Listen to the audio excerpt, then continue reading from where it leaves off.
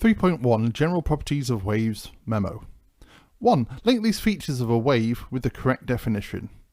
While wavefront is a straight line across a wave where all the particles are in phase, all doing the same thing.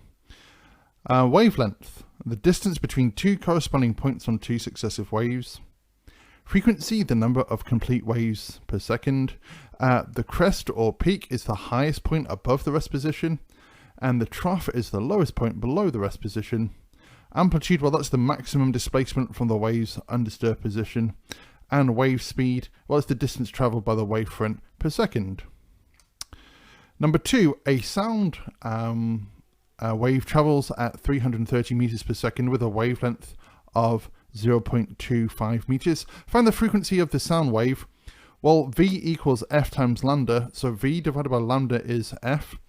330 divided by 0.25 is 1320 hertz.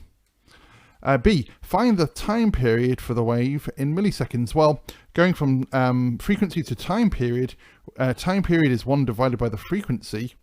So 1 divided by 1320, you get 0.00076 rounded seconds. Timesing that by 1,000 will get us into milliseconds, so I get 0.76 milliseconds. Number 3, state the fundamental difference between transverse and longitudinal waves in terms of direction of medium vibration and direction of energy propagation.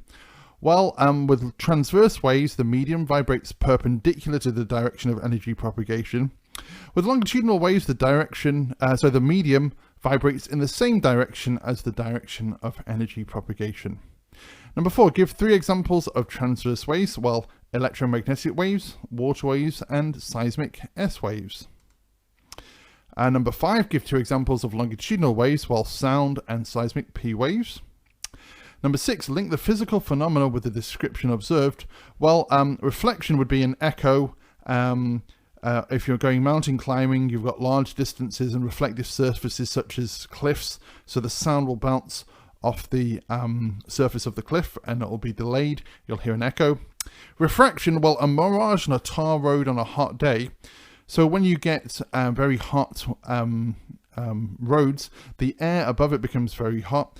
It has a slightly different refractive index to the air above, and therefore that will cause the light to bend as it passes through the media. And then finally, diffraction, so the spinning of water waves as they enter a harbour. So entering a harbour, you've basically got a small gap, so a wave as it passes through, it will notice the gap and it will cause diffraction. Okay.